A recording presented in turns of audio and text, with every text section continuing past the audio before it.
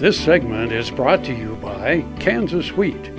Learn more at rediscoverwheat.org. Good morning and welcome to Farm Factor on Ag AM in Kansas. I'm your host, Conrad Cabas. The Kansas Farm Bureau is a strong organization in the state of Kansas, and the Kansas Farm Bureau just had their annual meeting in Manhattan to discuss hot-button issues like GMOs, agriculture advocacy to urban populations, and public policies. American Farm Bureau Federation President Bob Stallman was among the featured speakers of the two-day event, which began December 1st. Also in attendance was farm lobbyist Mary Kay Thatcher, who also gave a presentation.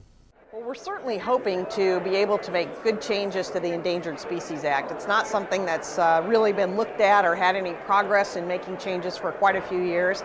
I think there are some things that are outdated, and certainly lesser prairie chicken is a great example of something where it's just gotten out of hand and something needs to happen. So we try to provide states with input about what things have worked in other states. That's a great thing about a federation. Sometimes you can learn from how another state has beat the issue.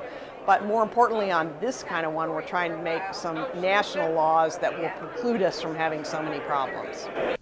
Another issue that faced Bureau members was the lesser prairie chicken. On March 27, 2014, the lesser prairie chicken was listed as threatened under the Endangered Species Act. Recently, a new coalition is fighting to defend the economically prosperous area where the bird was listed as threatened. The coalition comprised of Kansas Farm Bureau, the Kansas Corn Growers Association, the American Farm Bureau, and other groups opposed the request that the lesser prairie chicken be listed as endangered species. We're certainly looking forward to having a lame duck session for the next 10 days, hoping we can get some of the things done that have been sort of left over to be mopped up till now. We're looking at getting the tax extender bill done and certainly keeping the federal government funded so we don't have a shutdown. Mary Kay and the American Farm Bureau are influential in the way that they hear what producers say and bring it to Congress. One of the reasons that Farm Bureau is as influential as it is that everybody in Washington knows we have a grassroots policy process where people get together at their county levels and they make recommendations.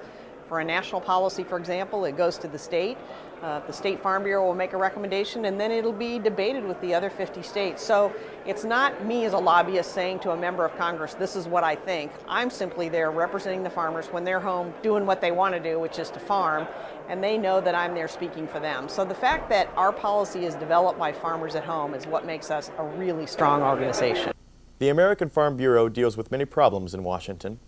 We'll spend a lot of time in the next 2 years looking and trying to deal with the Environmental Protection Agency. Certainly Waters of the U.S. is probably the poster child for it.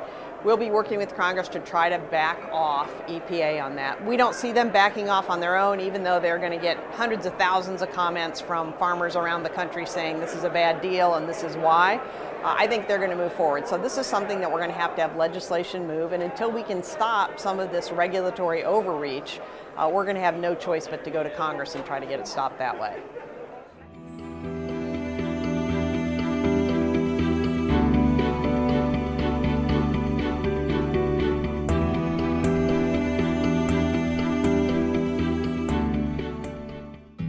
This hog is Hanover hoof for meal made from U.S. soybeans. Now, one hog isn't that impressive, but suppose we add another, and another, and another.